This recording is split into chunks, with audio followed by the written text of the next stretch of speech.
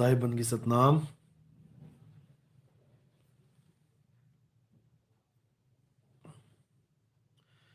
राजेश कुमार जी साहिब बंदगी सतनाम। प्रियंका जी, किरण भाई जी सतनाम साहिब बंदगी।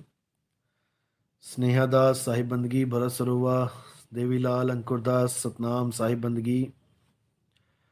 जेबी छाबड़ा, जयवती शर्मा सतनाम साहिब बंदगी। रजनीश जी, प्रवीण जी, अनीता सैनी, देवीलाल, सत्य भारती, हरिराम सतनाम साहिब बंदगी। कमलजीत कौर, राकेश, राजीव शाक्या सतनाम साहिब बंदगी। हरि किशन जी, पूजा राय, केशव परमार, भगवती, रमेश जी, पूरन जी सतनाम सतनाम सतनाम। मोहित जी, पंकज जी सतनाम साहिब बंदगी। सुनीता कुमारी। तो आज जो शंका समाधान सेशन चलेगा, बहुत इंपॉर्टेंट सवाल हैं। ये व्हाट्सएप पे आए थे मुझे, तो इनका पूरा खुलासा करेंगे क्या है क्या नहीं। और बहुत से भक्तों के भी मन में ये सवाल आते हैं। तो जो पहला सवाल है, और बताना चाहूँगा कि कोई अगर अपना प्रश्न पूछना चाहता है लाइव तो वो लिखे, लिख के छोड़ दे कमेंट में। जैसे ही समय मिलेगा तो उसके सवालों का भी जवाब दिया जाएगा। सतनाम साहिब बंदगी। वरुण भल्ला जी सतनाम साहिब बंदगी। सतनाम जग्गा सिंह सतनाम साहिब बंदगी।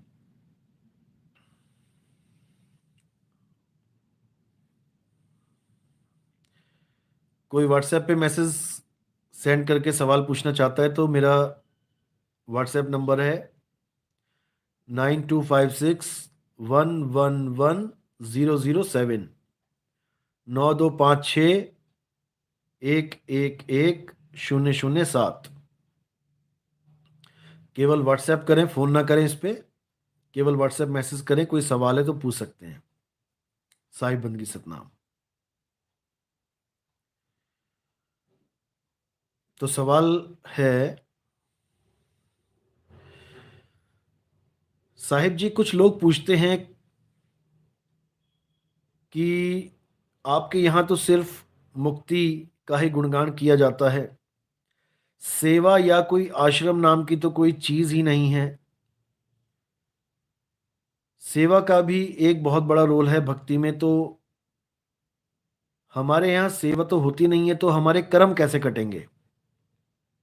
क्योंकि बहुत से गुरुओं ने ये दिमाग में डाल रखा है कि आश्रम में ही झाड़ू पोछा लगाने पर, आश्रम में ही ईंट पत्थर तोड़ने पर, आश्रम में ही बिल्डिंगें बनाने पर कर्म कटते हैं। इन मूर्खों को मैं कहना चाहूँगा, अगर आश्रम बनाने से ही मुक्तियाँ मिलती, ये कर्म कटते, तो भाई बाबा नानक किसी के कर्म ना काट पाए, कबीर साहब किसी के कर्म ना काट पाए, रविदास जी महाराज किसी के कर्म ना काट पाए, क्योंकि उन्होंने तो कभी बड़े बड़े आश्रम, बड़े बड़े महल बनाए ही नहीं, संगत से पत्थर तोड़वाए ही नहीं, संगत से बट्ठल ढुवाए ही नहीं। फिर तो वो तो ऐसे ही चले गए टाइम पास करके। ये बिल्कुल गलत ज्ञान है। पहली बात तो ये समझ लो कि सेवा अलग चीज होती है। सेवा कोई आश्रम हो तभी हो ये सेवा, ऐसा नहीं होता है। सेवा तो मन में है तुम्हारे।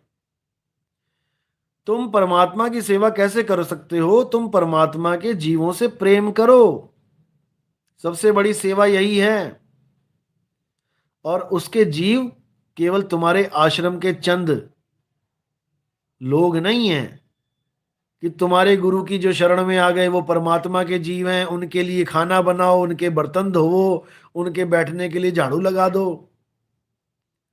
सेवा का मतलब है सर्वत्र की सेवा, सर्व की सेवा।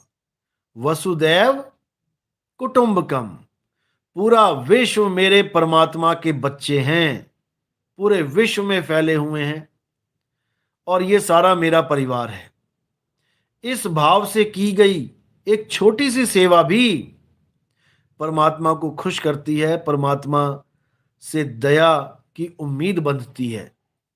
अगर हम निष्पक्ष भाव से, ये भी ना सोचें कि ये मेरे गुरु का चेला है कि नहीं है, ये मेरे धर्म का है कि नहीं है, ये मेरी जात का है कि नहीं है। यहां तक कि ये भी ना सोचे कि ये आदमी है कि नहीं है। कोई बेजुबान जानवर भी है, अगर तुम उसकी भी मदद कर पाओ, कोई बेचारा नदी में डूब रहा है, तुमने कैसे करके उसको बचा लिया, तो ये परमात्मा की सेवा है। झाड़ू पोछे लगाने से सेवादार बन जाते तो बस झाड़ू पोछे वाले ही बनते, ऐसा बिल्कुल नहीं है। ये सोच दिमाग से निकाल दो, और ये तो बिल्कुल ही निकाल दो कि नितिन दास का कोई आश्रम नहीं है तो ये सेवा कैसे करवाएगा लोगों से। भाई हमारे सेवादार ऐसी सेवा कर रहे हैं जो तुम सोच भी नहीं सकते।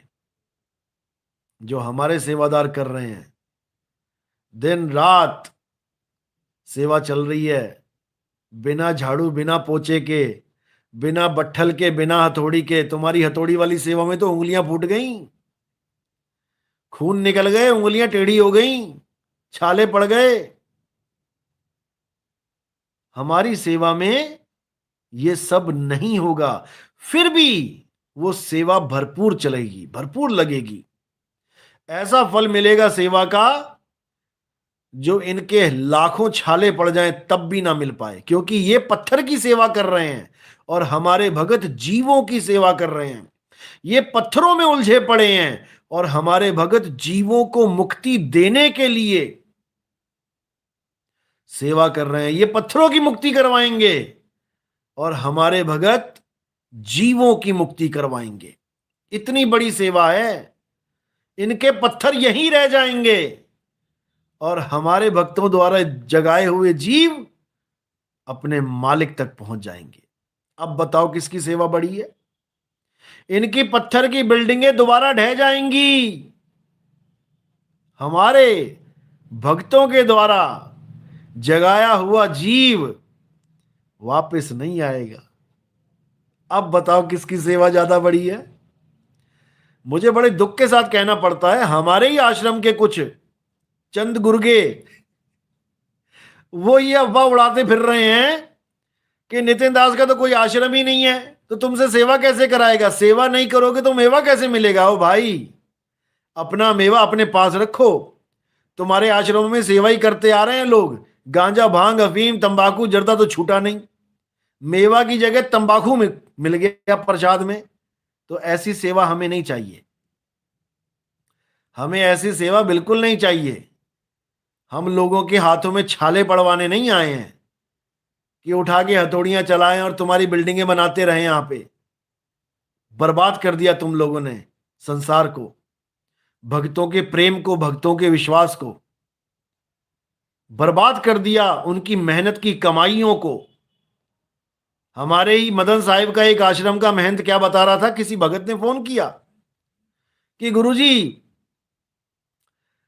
नितिन दास इतना बड़ा प्रचार कर रहा है तो आप कुछ बोलते क्यों नहीं उसके लिए, कुछ वाहवाही कर दिया करो कभी कभी।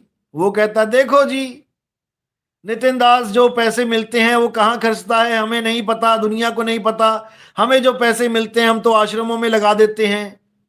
बहुत बड़ा काम कर दिया ना आश्रमों में लगा के। दूसरे गुरु तो लगता है कि किसी और के आश्रम में लगा रहे हैं, सब अपने ही आश्रमों में तो लगा रहे हो। सारी दुनिया का पैसा लूट के तुम लोग ने अपने आश्रम में सुख सुविधाएं तो खड़ी करी हैं। ये स्कॉर्पियो गाड़ी कहां से आ गई, ये इतनी बड़ी बड़ी दीवारें बना दी 1 करोड़ रुपए की, क्या जरूरत थी। साधु कब से दीवारें बनाने लग गया, महलों की तरह दीवारें बना दी तुमने इतनी ऊंची ऊंची। साधुओं को रहने को झोपड़ी नहीं है और ये महाराज जी 1 करोड़ रुपए की दीवार बना के बैठे हैं। शर्म कर लो। इससे अच्छा तो गरीबों की झोपड़ी बना देते, अपने ही भक्तों की झोपड़ी बना देते। सारी उम्र गुरुजी गुरुजी करता वो। ये मन का विस्तार है, जितना मर्जी विस्तार कर ले भाई, यहीं रह जाएगा। एक ईंट लेके नहीं जा पाएगा यहां से, यहीं धरे का धरे रह जाएगा। लोगों का पैसा इन्होंने मिट्टी में दबा दिया। इन लोग से पूछो कि कितने ग्रंथ छापे आज तक, दिखाओ जरा अपना प्रकाशन। तुम संत महात्मा हो, तुम्हारा काम होना चाहिए प्रचार प्रसार का। तुम पूरा प्रकाशन दिखाओ, जब से कोई गद्दी पे बैठा है महंत, और आज तक का हिसाब किताब दिखा दे कि कितने लोगों को जगाने के लिए उसने कितना पैसा खर्चा, गाड़ियां खरीद ली, बिल्डिंगें बना ली, लेकिन प्रकाशन नहीं कर पाए। कोई जाग ना जाए, तुम्हें सुख सहूलतें मिल जाए उनके पैसों से, ऐशो आराम कर लो दुनिया भर का, मार्बल लगा लो बढ़िया से बढ़िया, मुर्दों के जैसे कोई मर जाता है उसकी समाधि बनाई जाती है। अब उस समाधि पे जो लाखों करोड़ों लगा दे, उसमें, उस कबीर पंथी में और एक आम मूर्ख इंसान में क्या फर्क है? इनकी समाधियां देखो जाके, इनकी समाधियां देखो जाके, लाखों रुपया लगा दिए समाधियों पे, दे चमका चमका चमका के मार्बल से। बताओ, जो गुरु जीता हुआ एक छोटी सी धोती में, सादे कपड़ों में, लंगोटी में जीवन बिता गया, उसके मरने के बाद लाखों रुपया लगा दिया उसके ऊपर। शर्म आती है, शर्म। ऐसे कबीरपंथी, कबाड़ पंथियों पे मिट्टी में मिट्टी मिल गई, तुम ऊपर से चबूतरे क्यों बना रहे हो? और कितने बनाओगे? 100 साधु मर गए, 100 चबूतरे बनाओगे, शमशान घाट बन जाएगा तुम्हारा आश्रम। आश्रम का मतलब मकबरे नहीं होता है, आश्रम का मतलब समाधियां नहीं होता है कि तुम दुनिया को दिखाने के लिए कि मैं बहुत बड़ा गुरु जी का भगत हूं। तुमने जनता का पैसा लगा दिया, 10-10 लाख रुपए समाधि पे। अपने पैसे लगे होते ना, अपने पैसे कमाए होते, तब लगाते समाधि पे। लोगों का तो उठा दिया दान चंदा, तू 2,000 दे दे, तू 5,000 दे दे, तू 10,000 दे दे, उठा के लगा दी समाधि में, बना दिया। क्या फर्क रहा एक आम आदमी में और एक कबीरपंथी साधु में? यही सब तो कबीर साहब रोकने आए थे, और ये मदन पंथ भी इससे ना बच पाया, इन समाधियों से। आज कोई साधु खत्म हो जाता है, उठा के 5 लाख 10 लाख रुपया लगा देते हैं उसकी समाधि पे। और अभी इनको कह दो कि कोई पुस्तक छाप दो 1 लाख रुपए में, मुफ्त बांटेंगे गांव में, तो इनको पिस्सू पड़ जाएं, इनकी हालत खराब हो जाए। ऐसा घनघोर अज्ञान छाया हुआ है मदन साहब के पंथ में भी। और कुछ तो ऐसे निकम्मे हैं जो बंबई जाएंगे सर्दियों में और वहां पे भीख मांगेंगे, हमें गुरुजी की समाधि बनानी है, पैसा दे दो, चंदा दे दो। उनके चेलों से उनके नाम पे चंदा लेके और अपने आश्रम में जाके लैट्रिन बाथरूम बना के और टीवी खरीद के बैठ जाते हैं। अब नाम तो क्या लूं मैं, नाम लूंगा तो धोती में आग लग जाएगी। लेकिन ऐसा ही हाल है, ये अपनी आंखों से देखा है मैंने। और किसी को नहीं समझ में आ रहा, झूठ लग रहा है, तो फोन नंबर है मेरा, दे रखा है मैंने। ये हालत इस पंथ की हो चुकी है। ये सब बंद होना चाहिए। कबीर पंथ का मतलब शमशान घाट पंथ नहीं है कि तुम लाखों रुपए लगाते रहो समाधि पे। वो मगहर में एक समाधि बहुत है, मगहर में एक समाधि बहुत है। हमें और समाधियां नहीं चाहिए कबीर पंथ में। 36 लाख गुरु बने बैठे हैं, 36 लाख समाधियां बन गई, कब्रिस्तान बन गया आश्रम का। बात होनी चाहिए मुक्ति की, बात होनी चाहिए सेवा की। सेवा क्या है? कबीर सागर में प्रमाण है कि अगर कोई एक जीव दूसरे जीव को जगाता है तो उसे 1 करोड़ गाय कटने से बचाने का पुण्य लगता है। यह है असली सेवा। एक भी जीव अगर दूसरे जीव को यह मूल ज्ञान समझा दे और वो जीव मूल ज्ञान समझ के परमात्मा तक पहुंच जाए, यह है असली सेवा।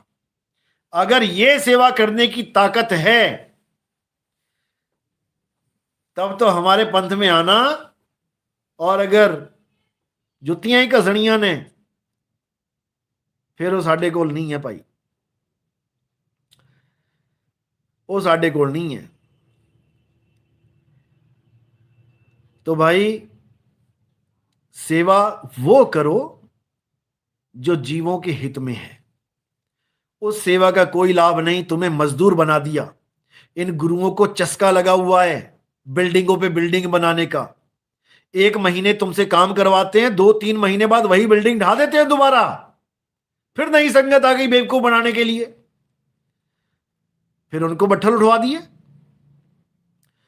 500 रुपए दिहाड़ी है एक आम आदमी की, एक आम दिहाड़ीदार की।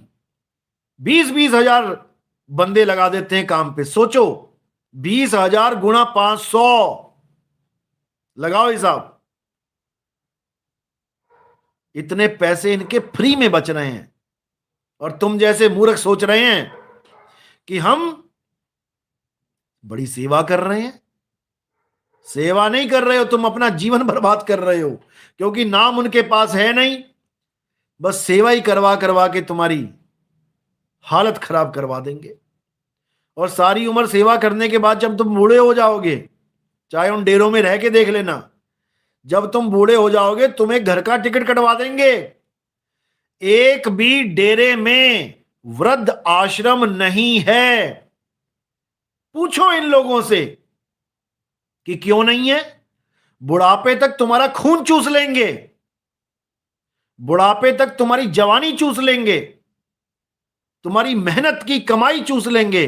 एक भी आश्रम ऐसा दिखाओ जिन्होंने वृद्ध आश्रम खोला हो अपनी संगत के लिए, कि हमारे ही शिष्य, पराये नहीं, बाहर वालों को छोड़ो, हमारे ही शिष्य जो बूढ़े हो जाते हैं, जिनकी घर पे पटरी नहीं खाती है, जिनके बच्चे मर जाते हैं, अकेले रह जाते हैं, एक भी गुरु दिखा दो जिसने ऐसा कोई आश्रम खोला हो। केवल सेवा करवाना जानते हैं, ये सेवा करना नहीं जानते। ये सेवा करना नहीं जानते। जैसे तुम बूढ़े हो जाओगे, भले तुम सारी जवानी सेवा सेवा सेवा करते रहो इनकी, जैसे ही बूढ़े हो जाओगे तुम्हारी टिकट काट देंगे घर की। भैया जाओ अपने घर, अपने बेटा बेटी देखो, अब उनके सिर पे मरो, हमारे सिर पे मत मरो। ये हाल है इन आश्रमों का। हमने अपनी आंखों से उन लोगों को गांव वापसी करते देखा है, जिन्होंने सारी उम्र इन डेरों में 5 नाम जपते मर गए। अपने घर वालों से उनकी ना बनी, बाबा जी करते रह गए। और लास्ट में बाबा जी ने क्या किया? चल हट, तू कौन मैं कौन। बुढ़ापे में आके फिर उन्हीं बेटे और बहू की शक्ल देखनी पड़ी जिसके साथ बनती ना थी। कुत्ते से भी खराब जीवन जीना पड़ा अंत में। क्यों? क्योंकि जब जवानी में बेटा बेटी को देखा ही नहीं, सारी जवानी गुरुजी में लगा दी, तो बुढ़ापा तो अब घर पे ही काटना पड़ेगा। कुत्ते से भी हालत खराब हो गई उन लोगों की। तो ऐसे गुरुओं से बचो, और ये जो सेवा के नाम पे तुम्हारा शोषण हो रहा है, इससे भी बचो। असली सेवा है प्रचार सेवा। बाबा नानक ने भी परमात्मा का प्रचार किया है, वही है असली सेवा। रविदास जी ने परमात्मा का प्रचार किया है, वही है असली सेवा। मीराबाई ने प्रचार किया है, सहजो बाई ने प्रचार किया है, ज्ञानेश्वर जी ने, तुकाराम जी ने, नामदेव जी ने प्रचार किया है, बिल्डिंगें नहीं बनवाई। पता नहीं कब समझ में आएगा। तो बिल्कुल दिमाग से निकाल दो इन चीजों को कि अगर आश्रम नहीं है तो तुम सेवा नहीं कर सकते। ऐसा कुछ नहीं है। बड़े आराम से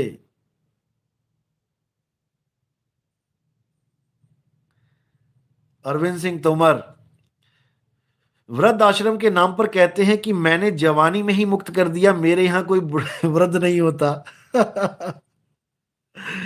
सही बात है, ये जवानी में मुक्त कर देते हैं।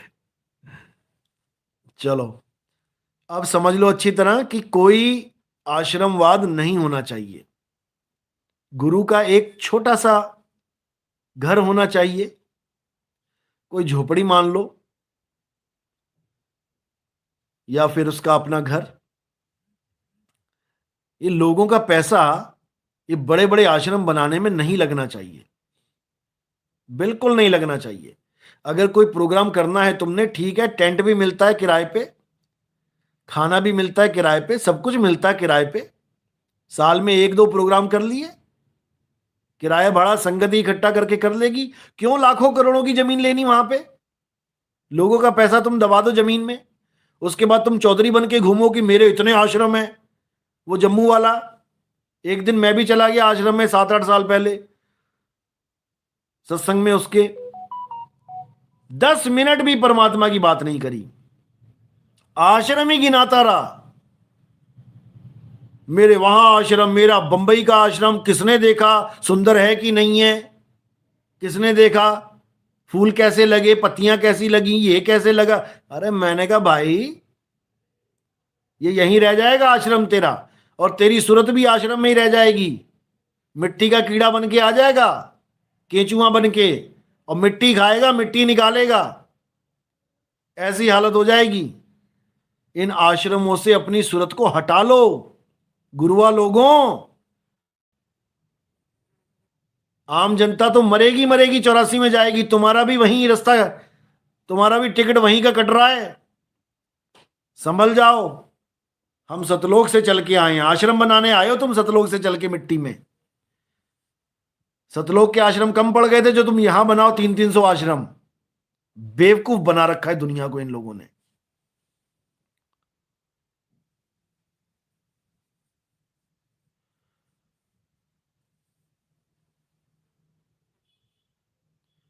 तो भाई ये आश्रमवाद से थोड़ा सा दिमाग ऊपर उठाओ।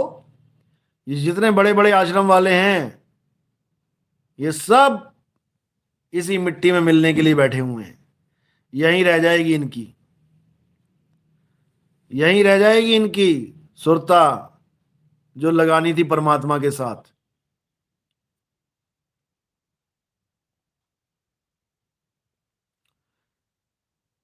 तो कोई सवाल है और कोई पूछ सकता है?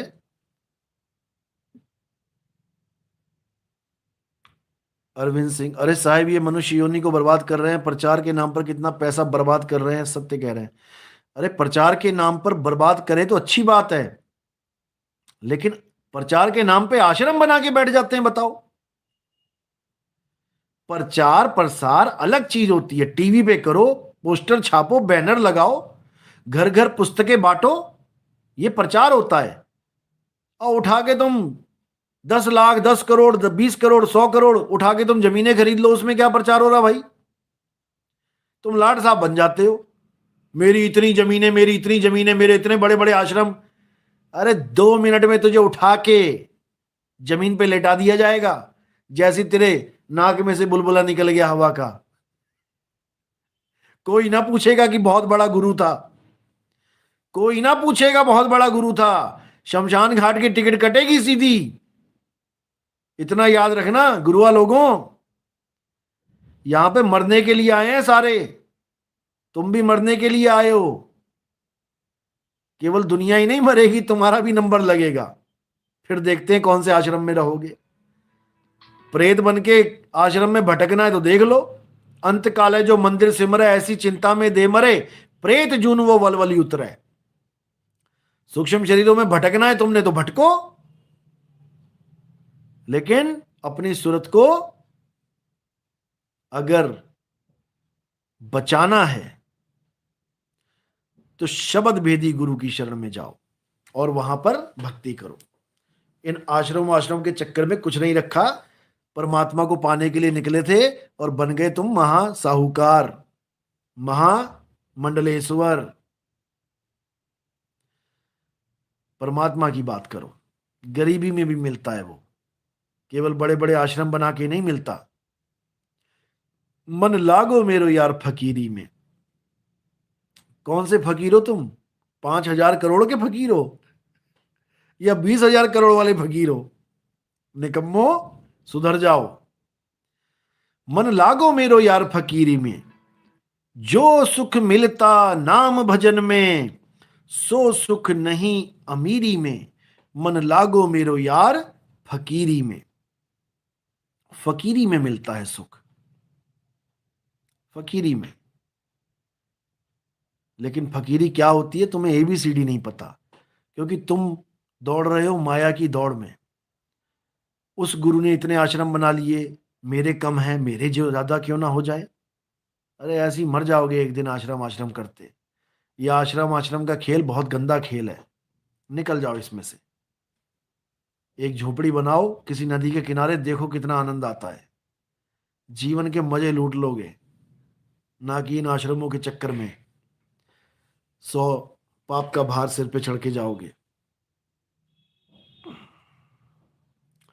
और कोई सवाल पूछना चाहता है तो पूछ सकता है।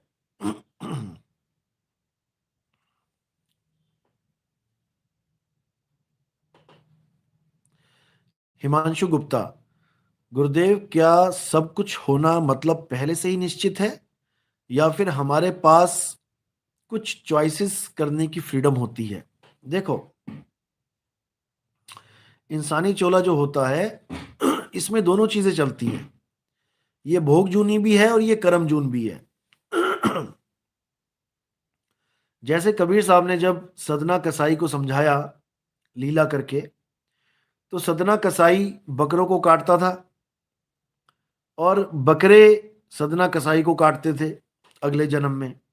ये टिट फॉर टैट चलता ही जा रहा था, सब कुछ चलता ही जा रहा था। लेकिन अब जिस पे मालिक ने दया करनी है तो कसाई पे भी कर देगा वो। तो उसके लिए कोई कसाई नहीं है, कोई वैश्या नहीं है। गणिका वैश्या थी। आज के साधु संत को कह दो जी वैश्या वहां पे रहती है जी, जाओ जरा थोड़ा उसको मिलाओ, वो कभी ना जाए। उसको अपनी इज्जत की पड़ी है। हाय, मैं वैश्यालय में चला गया तो लोग क्या कहेंगे। कबीर साहब को क्या बोला था उन्होंने? गणिका तारी। गणिका का नाम लेके भजन तो गा लेते हो, लेकिन क्या किसी गणिका को आज तक तुमने ज्ञान समझाया है? तुम भी तो चले जाओ किसी गणिका के पास, लेकिन तुम खड़े नहीं हो सकते वहां पे। तुम्हें इज्जत प्यारी है, तुम्हें उसकी मुक्ति प्यारी नहीं है। वो किन कारणों से गणिका बनी है वो तुम्हें इससे कोई लेना देना नहीं है। तुम्हें अपनी ये झूठी इज्जत प्यारी है। तो पहली बात तो यह है कि साधु संत कोई भी होता है वो मान सम्मान से ऊपर उठा होता है। मान सम्मान अपमान उसके लिए पैरों की धूल नहीं है। कोई उसको गालियां देता है उसको कोई फर्क नहीं पड़ता। कोई उसका सम्मान करता है, उसको फूल मालाएं डालता है, तब भी उसे कोई फर्क नहीं पड़ता। वो इन दोनों चीजों से ऊपर उठ चुका होता है, लेकिन लोग नहीं समझ पाते। तो सबसे इंपॉर्टेंट क्या है? सबसे इंपॉर्टेंट है मुक्ति। किसी भी जीव की मुक्ति सबसे जरूरी है। तो कर्म जो होते हैं वो भोग भी सकता है, आदमी भोग रहा है, और जो नए कर्म है वो बना भी सकता है, बना भी रहा है। तो दोनों ऑप्शन होती है हमारे पास, केवल इंसानों के पास, भोग जून और कर्म जून। अब जिस पे परमात्मा की दया होती है, जो पहले से निर्धारित है कि मैं बकरे को काट रहा हूं तो बकरा मुझे काटेगा, मैं बकरे को काट रहा हूं तो बकरा मुझे काटेगा। अब अगर जब परमात्मा दया कर दे तो वो हमें एक रास्ता दे देता है कर्म को खत्म करने का। और वो क्या है? वो है क्षमादान।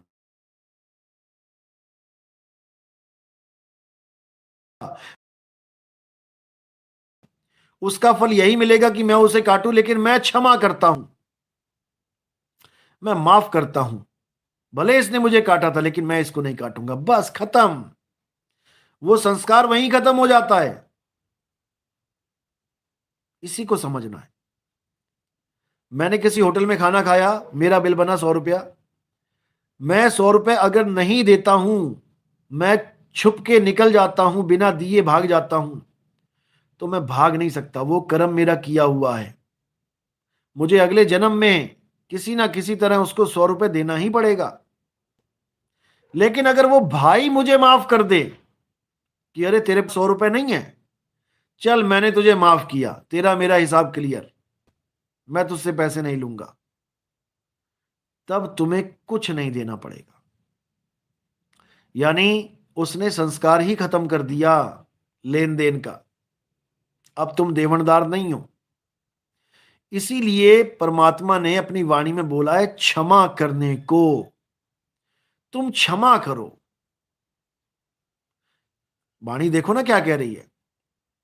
वाणी कह रही है कि जहां दया तहां धर्म है, जहां क्रोध, जहां लोभ तहां पाप। जहां दया तहां धर्म है, और जहां लोभ तहां पाप। जहां क्रोध तहां काल है, और जहां क्षमा तहां आप। बहुत गहरी बात है, बहुत गहरी बात है। अगर इस दोहे पे तुमने विचार कर लिया और तुमने इस पे अमल कर लिया, तो मेरे भाई तुम्हें मुक्त होने से तो कोई नहीं रोक सकता। यही मुक्ति का असली भेद है। कोई जो तुम्हें बुरा कहे, तुम सुनकर करो क्षमा, और वाणी का स्वर सुधार लो। बस हो गया भजन, और मन की तरंग मार लो। बस हो गया भजन। नितिन दास इसीलिए चुप रहता है, गालियां देने वालों को भी कुछ नहीं कहता है, क्योंकि हमने संस्कार बनाना ही नहीं है। हमने केवल क्षमा करना है, केवल माफ करना है। कोई जो हमें बुरा कहे तो सुन के करो क्षमा। लेकिन यहां पे बड़का साधु बैठे हुए हैं, उसने मुझे ऐसा कैसे कह दिया, मैं उसे श्राप देता हूं। अरे भाई, तेरा ही श्राप तुझे ही लगेगा वापस आके, क्योंकि ये प्रकृति है। जो तुम दोगे वही तुम्हें वापस मिलेगा। तुम साधु बन गए, महात्मा बन गए, इसका मतलब ये नहीं कि तुम कुछ भी किसी को भी श्राप देते रहो। कबीर पंथी हो, कबाड़ पंथी नहीं हो। पहले तो ये सुधार कर लो अपने अंदर। अगर तुमसे किसी का कड़वा वचन नहीं सहा जाता तो उतार दो ये चोला। क्यों फ्रॉडबाजी करते हो?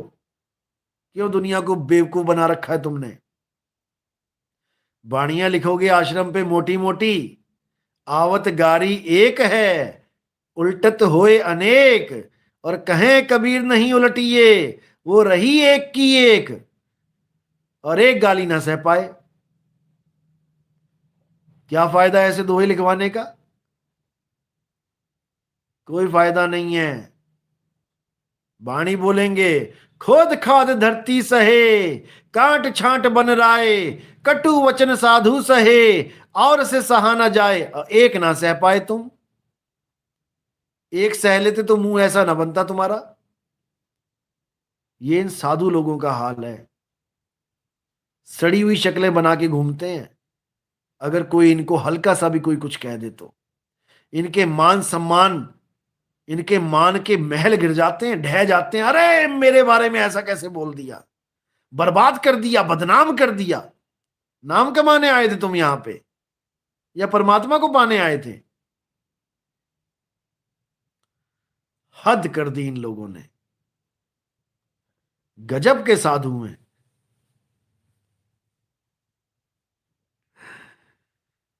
तो भाई ऐसे ही चलेगा? तो सवाल पे आते हैं। सवाल था कि सब कुछ निर्धारित है या हम भी कुछ करते हैं? हम करते हैं। हम क्षमा करते हैं। केवल क्षमा ही है तुम्हारे हाथ में भाई। जितना करते जाओगे उतने आनंद में रहते जाओगे। इसलिए माफ करते चलो माफ। किसी ने कुछ कह दिया, चलो ठीक है, माफ है। हाँ, किसी ने कुछ जानबूझ के पंगा ले लिया भाई तुमसे, जबरदस्ती, मान ही नहीं रहा है, तो कानून का दरवाजा है, तुम कुछ मत करना। तुम कुछ मत करना। फिर कानून करेगा। वो भी एक तरह से माफी है, तुमने झापड़ नहीं मारा, तुमने लठ नहीं बजाए, एक तरह से माफी कर दिया उसकी नादानियों को। अब कानून देखेगा। कानून पे भरोसा रखो, सब बिके हुए नहीं है, ऐसा नहीं है कि सारे बिक गया है। बहुत से अच्छे वकील भी हैं, बहुत से अच्छे जज भी हैं जो बिल्कुल सही फैसला देते हैं, आप विश्वास रखो। ऐसे ऐसे जज हैं, मैं क्या बताऊं, मैं देखता रहता हूं जजों के फैसले। ऐसे सुपीरियर जज हैं कि क्या फैसले देते हैं, बहुत सुंदर। ऐसे लोगों को अप्रिशिएट भी करना चाहिए, ऐसे लोगों को सम्मानित भी करना चाहिए। ऐसे लोगों के लिए दुनिया भर का गंद बनाते हो यूट्यूब पे, ऐसे लोगों की क्लिप्स के साथ उनको सैल्यूट देना चाहिए। हमारे फौजी अफसर हैं, कितने वेल ट्रेंड हैं, कितना जबरदस्त डिसीजन लेते हैं। कई बार छोटी छोटी क्लिप्स बना के उनको सम्मान देना चाहिए।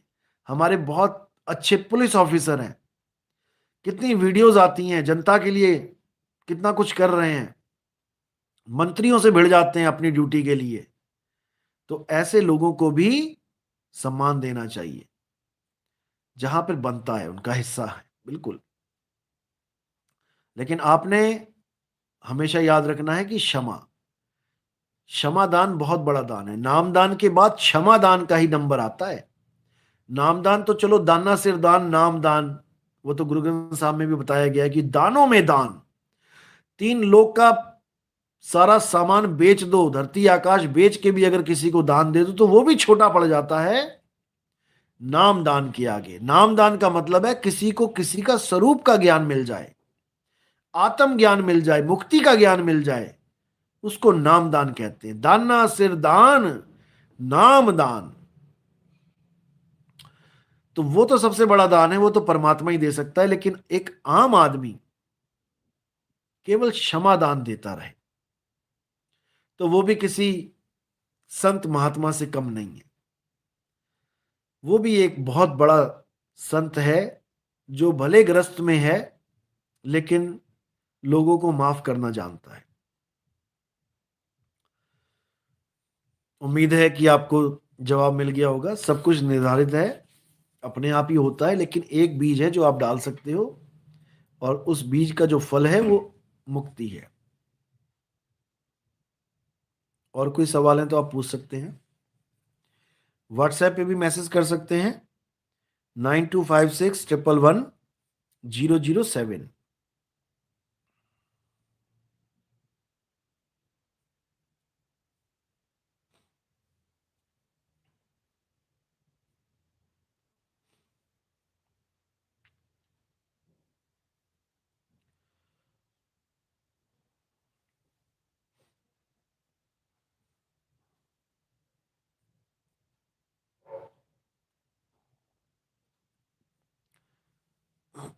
और कोई सवाल है, पूछ सकते हैं आप।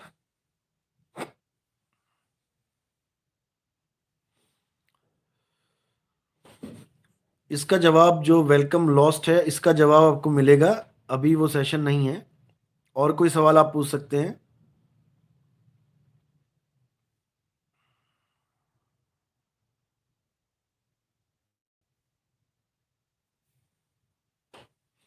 देखो, जेबी शावड़ा, आत्मा में परमात्मा का वास है तो आत्मा परमात्मा से बड़ा हुआ ना।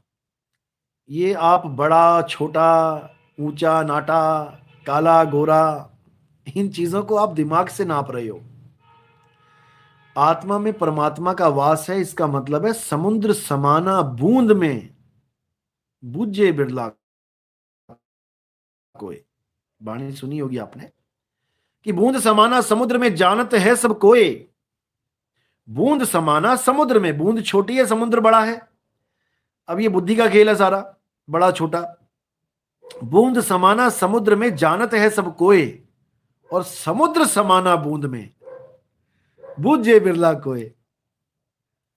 क्योंकि ये बुद्धि का खेल ही नहीं है। आप इस सवाल को बुद्धि से नापना चाहते हो, लेकिन बुद्धि फेल हो जाती है जहां परमात्मा का ज्ञान शुरू होता है, बुद्धि खत्म हो जाती है। इसको आप बुद्धि के द्वारा नहीं जान सकते, इसको अनुभूति के द्वारा जान सकते हैं कि आत्मा में परमात्मा जब आपको मिलेगा, जब आपको अनुभव होगा कि अरे बाप रे बाप, ये चीज मैं लेके घूम रहा हूं, ये आनंद, ये सागर, आनंद का सागर मैं लेके घूम रहा हूं अपने साथ, तब आपको समझ में आएगा कि आत्मा में परमात्मा कैसे है। आत्म में राम, राम में आत्म। आप राम में आत्म नहीं समझ पा रहे हो। आत्म में राम है तो राम में आत्म है, यानी एकमिक है, अलग नहीं है। राम कबीरा एक भय हैं, कोई ना सके पछाणी, अलग नहीं है। अगर कोई परमात्मा को खुद से अलग करके देखता है तो असल में वो परमात्मा को जानता ही नहीं है, ना वो खुद को जानता है, क्योंकि वो खुद को ना जानकर दिखने वाली चीज के पीछे पड़ जाएगा। मैंने परमात्मा को देखा, मैंने परमात्मा के प्रकाश को देखा। अरे भाई, जो देखा वो माया है। जो दिखे सो माया संतो, जो दिखे सो माया। ये देखने दिखाने वाला खेल ही नहीं है, ये जानने वाला खेल है, हो जाने वाला खेल है। मैं परमात्मा ही हो गया, तू तू करता तू भया, मुझ में रहा ना हूं। इसको समझना है। जब ये समझ में आ जाएगा तब समझ में आएगा परमात्मा होता क्या है। जब मैं था तब हरि नहीं, अब हरि है, मैं नहीं। कहां चला गया मैं, कहां चला गया मैं? तो इसको समझना पड़ेगा। जब अनुभूति होगी मालिक की, कभी दया होगी बंदी छोड़ की, लगे रहो। किसी ने आज नाम लिया, किसी ने कल नाम लिया, किसी ने परसों लिया, सबने इसीलिए लिया कि मालिक मिले। लेकिन जल्दबाजी मन में मत रखना। जल्दबाजी तो वो कंकड़ है जो बार बार पानी में तुम फेंक रहे हो और फिर लहरें बन रही हैं, फिर अपने स्वरूप को नहीं प्राप्त कर पा रहे हो। बिल्कुल सबूरी में आ जाओ, शांति में आ जाओ, संतोष में आ जाओ। साहिब मिले सबूरी में, मन लागो मेरो यार फकीरी में। इसको समझ लो। जब वो देगा तो छप्पड़ फाड़ के देगा, याद रखो इस बात को। मंगते ही मत बने रहो, रोज मांग रहे हो, रोज मांग रहे हो। जब वो देगा, बिन मांगे मोती मिले, मांगे मिले ना। भीख मांगना नहीं है उससे, बस तुमने दरवाजे पे हाजिरी देनी है। तुम दरवाजे पे खड़े रहो बस, बिना मांगे मोती मिलेंगे। द्वार धनी के पड़े रहो और धक्का धनी का खाओ। कब हूं धनी निवाजी हैं और जो दर छाड़ ना जाओ। कब हूं धनी निवाजी हैं, विश्वास रखो। विश्वास सबसे बड़ी चीज है। विश्वास नहीं रखोगे तो दरवाजा छोड़ दोगे। दरवाजा छोड़ दोगे तो काल का दाव लग जाएगा, भगा भगा के मारेगा। इसलिए द्वार धनी के पड़े रहो। धनी इतना इतना निर्बल नहीं है कि तुम्हें बचा नहीं पाएगा, बचाएगा वो। और वो बचाता कैसे है ये भी बता देता हूं मैं। अरे लोह चुंबक की प्रीत ज्यों, लोह को लेती उठाए, और ऐसा शब्द कबीर का, काल से लेत छुड़ाए। चुंबक की तरह ले जाएगा खींच के तुम्हें, और तुम कहोगे कि गुरुजी ये क्या हो रहा है। लगेगा पता, करते रहो, इंतजार करो, सबका नंबर आएगा, सबका। बस जो खड़ा मिलेगा उसकी लॉटरी खुल जाएगी, और जो छोड़ के चला जाएगा वो बेचारा 84 में धक्के खाएगा। बात इतनी सी है। समझ में आ जाए तो बहुत अच्छी बात है, नहीं तो वक्त तो खुद ही समझा देता है।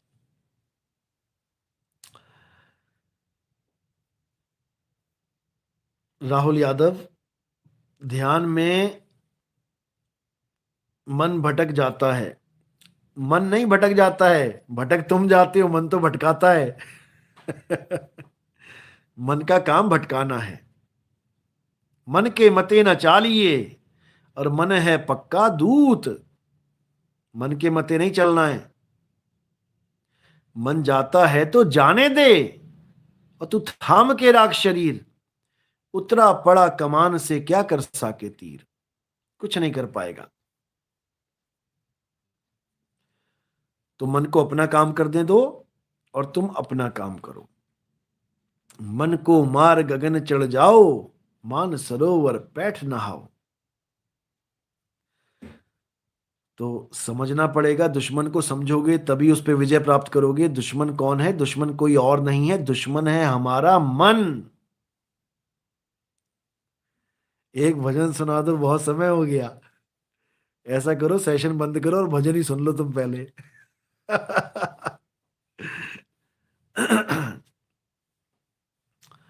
देखो, यहां पर वो सवाल पूछा करो जिससे तुम्हें तुम्हारी मुक्ति का जो है वो संदेह खत्म हो। मुक्ति के लिए जो है, जो अड़चने हैं, भरम है, वो खत्म हो।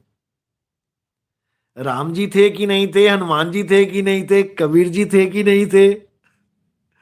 अरे भाई, वो चीज पूछो जिसको पूछ के तुम्हें कुछ लाभ प्राप्त हो, तुम्हारी मुक्ति का खेल हो जहां पे, बस वो पूछो।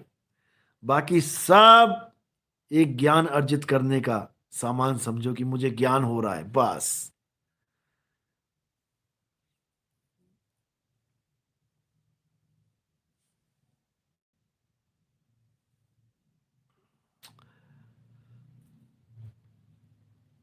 बहुत सी वाणियां होती हैं, देखो। कई जगह कबीर साहब ने अगर अकेला ब्रह्म भी लिख दिया है तो इसका मतलब ये नहीं कि वो काल निरंजन ब्रह्म की बात हो रही है। जैसे कई जगह लिख देते हैं गुरु और सतगुरु, लेकिन दोनों में भेद होता है। ऐसे ही ब्रह्म, पार ब्रह्म में भी भेद है, लेकिन कई जगह ब्रह्म भी लिखा गया है, लेकिन भाव को पकड़ा जाता है, केवल लिखे को नहीं पकड़ा जाता है। तो यहां पर एक ही ब्रह्म और नहीं कोई, सर्वत्र रमा कबीर है सोई। तो ये वाणी को समझो, सर्वत्र रमा कबीर है सोई, तो कबीर तो ब्रह्म है नहीं। तो ये ब्रह्म कहां जा रहा है इशारा? ये पार ब्रह्म की तरफ जा रहा है। कबीर आत्मदेव है, आत्मा ही कबीर है, और शब्द को आत्मा ही कहते हैं। शब्द हमारा तू शब्द का, सुन मत जा सरक। जो चाहे निज रूप को, यानी जो चाहे आत्म स्वरूप को, तो शब्द ही ले परख। कि तेरे गुरु ने शब्द के नाम पे तुझे 52 अक्षरी नाम पकड़ा दिए, या तुम्हें आत्म रूपी शब्द का ज्ञान दे दिया, ये जानना है, तभी समझ में आएगा। आत्म देव ही कबीर है। कक्का केवल नाम है, बब्बा ब्रह्म शरीर, रारा सब में रम रहा, वाको नाम कबीर। जो सब में रम रहा है वही कबीर है। कौन रम रहा है? आत्म देव रम रहा है। आत्म देव ही कबीर है। बस इतना समझ लो। मन निरंजन है। 3 गुण, रजोगुण, सतोगुण, तमोगुण, ये तीनों गुण हमारे त्रिदेव हैं। माया अष्टांगी है। 5 तत्व, 3 गुण, त्रिगुणी माया अष्टांगी है। तो इसी को समझना है। सारा खेल तुम्हारे सामने है। हर शरीर एक कबीर सागर है। यही है तुम्हारा ग्रंथ, यही कबीर सागर खुला हुआ है। अब इसी में तुम्हें कबीर रूपी सागर को जान लेना है। कबीर ही सागर है। उस सागर को पहचानो, इस ग्रंथ को पढ़ो।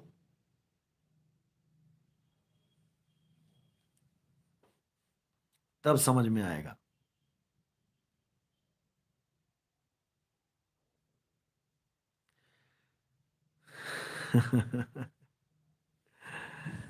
चलो, बहुत से सवाल होते हैं जिनका जवाब समझने के लिए तुम्हें सत्संग सुनने पड़ेंगे।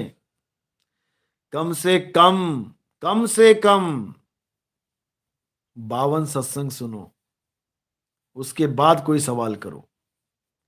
52 सत्संग में गारंटी के साथ कह रहा हूं कि 52 का डोरा तो टूट जाएगा, 52 को तो तुम समझ जाओगे अच्छी तरह। प्रमोद चंद्र मिश्रा, गुरुदेव के चरणों में प्रणाम साहेब, बंदगी सतनाम सतनाम, जय सतनाम।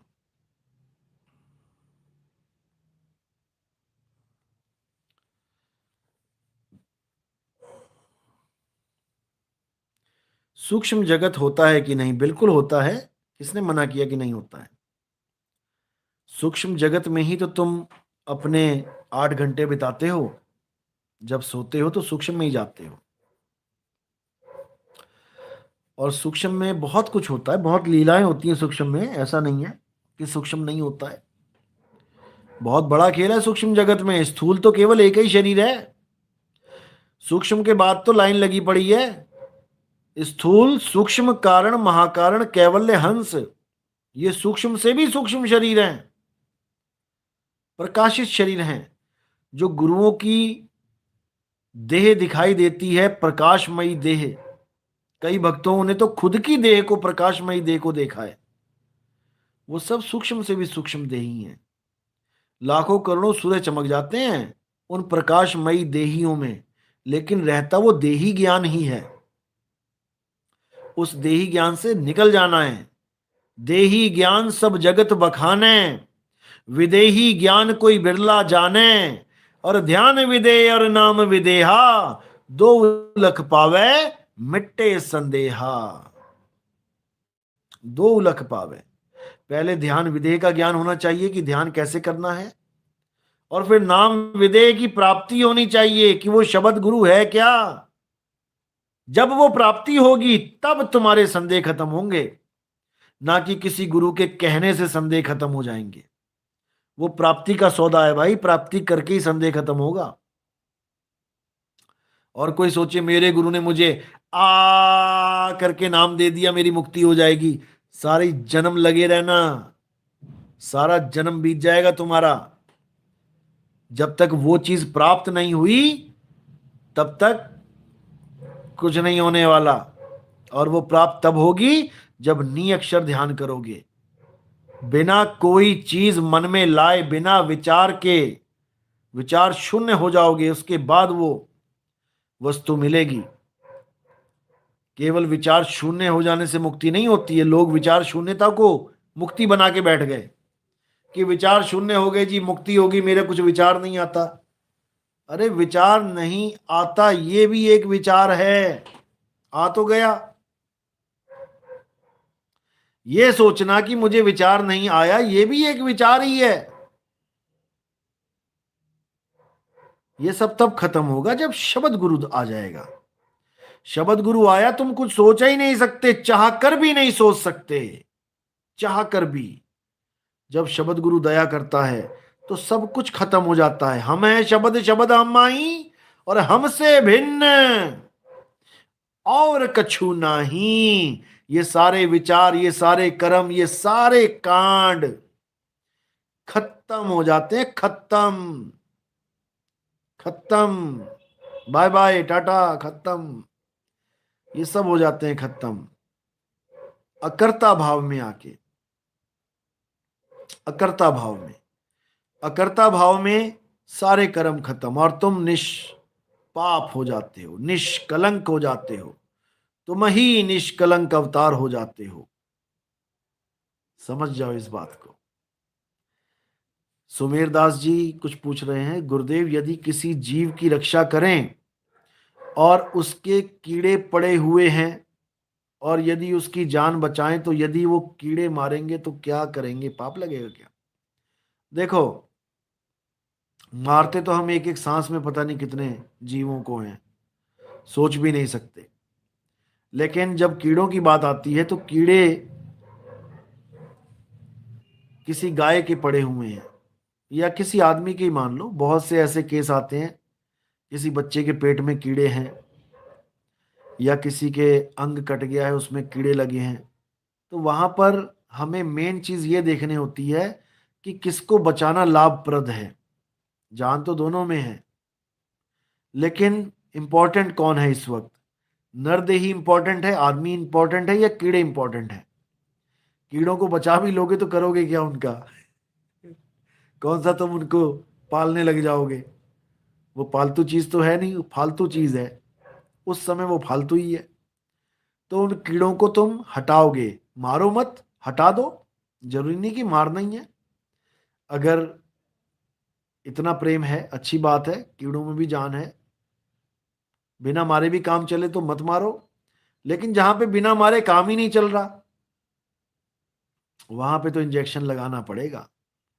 वहां तो गोली देनी पड़ेगी बच्चे को। पेट में ही मरेंगे तो बाहर आएंगे। और तुम कहो नहीं जी मैं नहीं कीड़े मारता, ठीक है, फिर अंदर पेट खाएंगे वो बैठ के।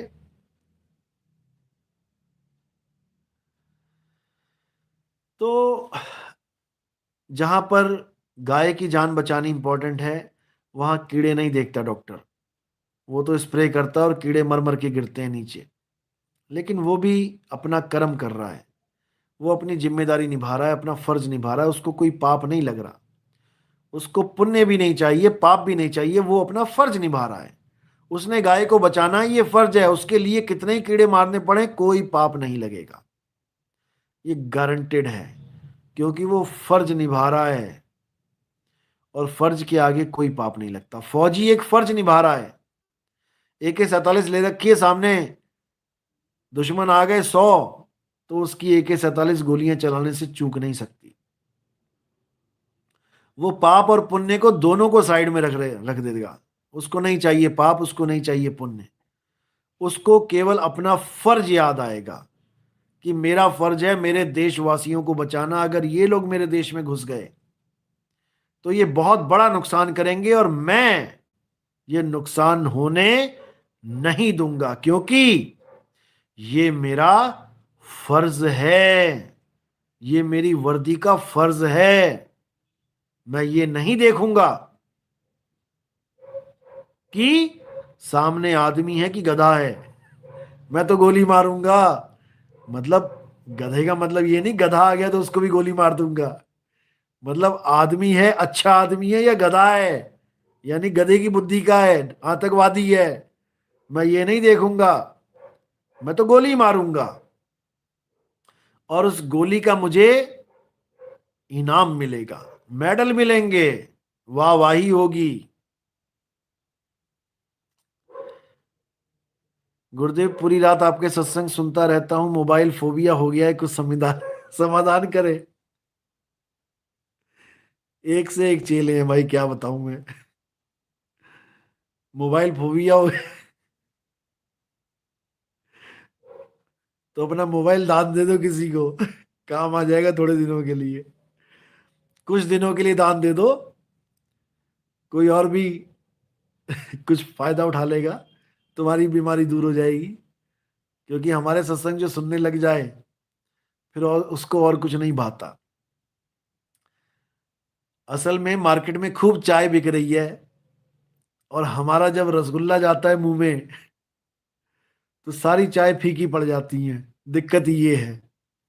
कई लोग मैसेज करते हैं, फोन करते हैं, जब से आपके सत्संग सुनने शुरू किए किसी और के सत्संग सुनता ही नहीं हूं। अरे भाई मैंने कब मना किया? मैंने कब मना किया कि किसी और के सत्संग मत सुनो, सबके सुनो। अरे सबका हुक्का लीजिए, साचा शब्द निहार, और पक्षपात मत कीजिए। ऐसे कमेंट मत भेजो भाई, जो मैं ही ना बोल पाऊं। पक्षपात मत कीजिए, कहे कबीर विचार।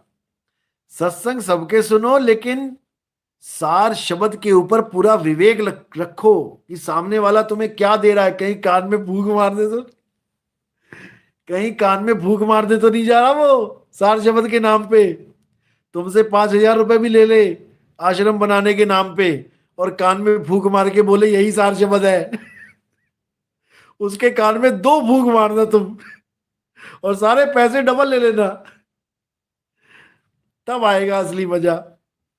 5,000 की भूख पड़ रही है भाई। चलो। पूरन मनरिया, और के सत्संग सुनने का मन नहीं करता। देखो, मैंने मना नहीं किया, सत्संग सुनो। क्या पता वो कुछ काम की बात बता रहा हो कोई, क्योंकि आजकल घरों की मसले बहुत बताते हैं गुरु लोग। पता नहीं, खुद तो सन्यासी होते हैं लेकिन घरों का पूरा एक्सपीरियंस होता है। ऐसे ऐसे बाबा सत्संग करते हैं घरों पे जिन्होंने खुद कुछ ना पहना हो, ऊपर से नीचे तक बिना कपड़ों के हैं, लेकिन घरों के ऊपर, सास बहू के झगड़ों के ऊपर इतना अच्छा सत्संग कर देंगे, जैसे पूरा एक्सपीरियंस लेके बैठे हुए हैं यहाँ पे।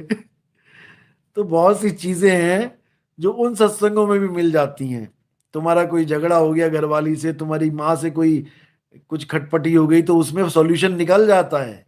वो बहुत अच्छी अच्छी बातें बता देते हैं।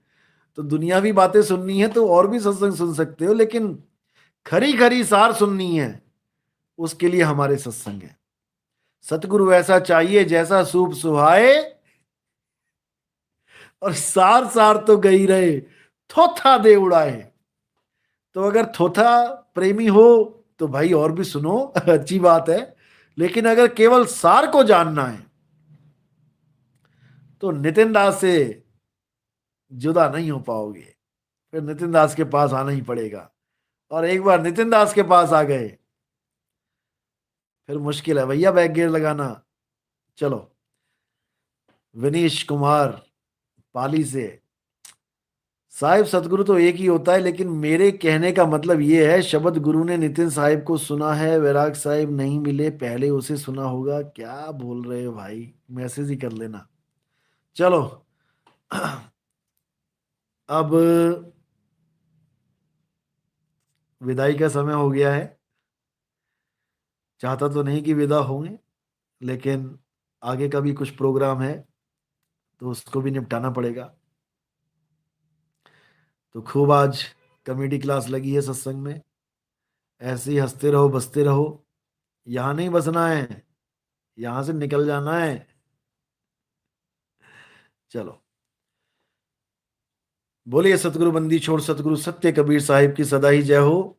और मैंने जो प्रोग्राम कैंसिल किए हुए हैं उसमें कुछ प्रोग्राम अभी भी सिलेक्टेड हैं, वो मैं आपको बताना चाहूँगा।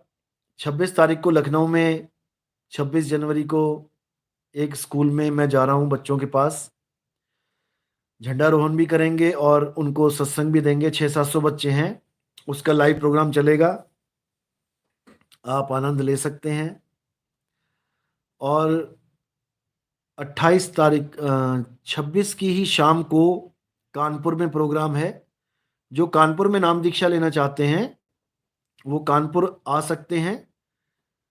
आप संपर्क करें, मेरे ही नंबर पे मैसेज करें कानपुर का एड्रेस लेने के लिए, या आप विजय जी का नंबर ले सकते हैं। मैं नंबर बोल रहा हूं, आप उनसे एड्रेस ले सकते हैं।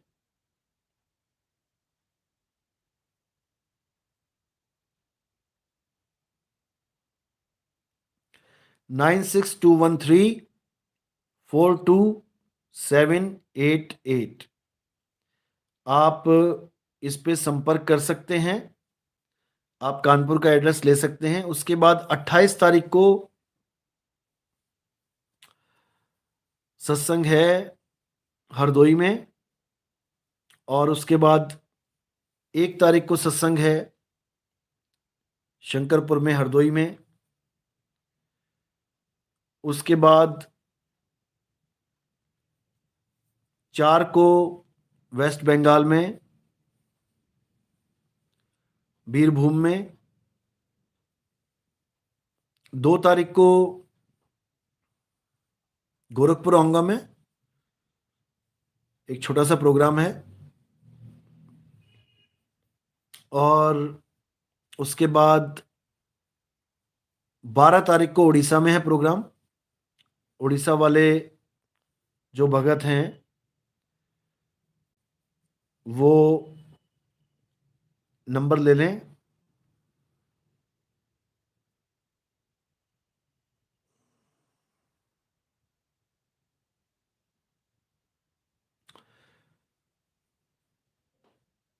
7846985839। ये गंगा भगत जी का नंबर है, आप इनसे संपर्क करें। उड़ीसा में जो लोग हैं जो नाम दीक्षा लेना चाहते हैं, पिछली बार जो नहीं भी आ पाए थे। उसके बाद मैंने कुछ फिक्स नहीं किया है, उसके बाद थोड़ा कुछ काम पेंडिंग है, वो पूरा करेंगे। और उसके बाद प्रोग्राम बनेंगे एमपी के, छत्तीसगढ़, महाराष्ट्र, कर्नाटक, केरल, गोवा का, और उसके बाद पंजाब से स्टार्ट करेंगे। पंजाब, हिमाचल, हरियाणा, राजस्थान। तो आज का सत्संग यही समाप्त करते हैं, शंका समाधान यही समाप्त करते हैं। और परमात्मा से अरदास करता हूं कि आप लोगों का विवेक ऐसे ही बढ़ता जाए, और जितने भी काल के दूत हैं ये भरमाने की कोशिश तो करते हैं, लेकिन अब आपको भरमाना मुश्किल है अगर आप अच्छी तरह ज्ञान को समझ गए हैं, क्योंकि इनका काम ही यही है। अब एक नया काल का दूत आ गया है, नया तो नहीं है, पुराना ही है, जो कह रहा है मदन साहिब को कबीर साहब कहां से मिल गए, मदन साहिब तो कितने सालों के बाद आए, कबीर साहब तो बहुत पहले आके चले गए। और उससे कोई ये पूछे कि तुम्हारे गुरु को कैसे मिल गए कबीर साहब 1997 में, कबीर साहब कब आए, तुम्हारा गुरु कब आया, और 1997 में कबीर साहब मिल गए। अपनी अपनी कहते ना पंजाबी च, अपनी मंजी थले सोटा नहीं मारदा कोई, अपनी चारपाई के नीचे डंडा मार के नहीं देखेंगे, दूसरे की चारपाई दिखेगी पूरी। भाई तुम्हारी जानकारी के लिए बता दूं, कबीर साहब के लिए कोई समय निश्चित नहीं है कि वो कब आते हैं और कब जाते हैं।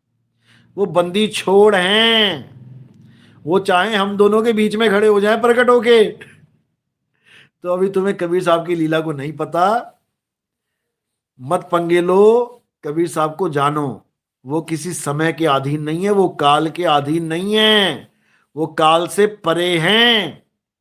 जिस दिन ये तुम्हारे अंदर घुस गई बात, उस दिन तुम कबीर साहब की ABCD जान पाओगे।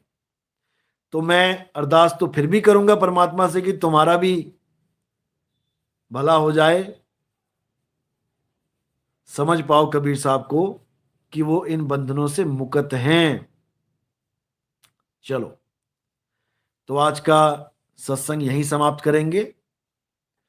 और जो भगत नाम दीक्षा लेना चाहते हैं वो प्रथम दीक्षा फोन पे ले सकते हैं, और जो घर से बाहर नहीं निकल सकती महिलाएं, क्योंकि अलाउड नहीं होता है घर से बाहर निकलना, दूर जाना, वो भी फोन पे नाम दीक्षा ले सकते हैं, अभी स्टार्ट कर सकते हैं। तो आज का सत्संग यहीं समाप्त करते हैं। बोलिए परमपिता परमात्मा की सदा ही जय हो। साहिब बंदगी सतनाम।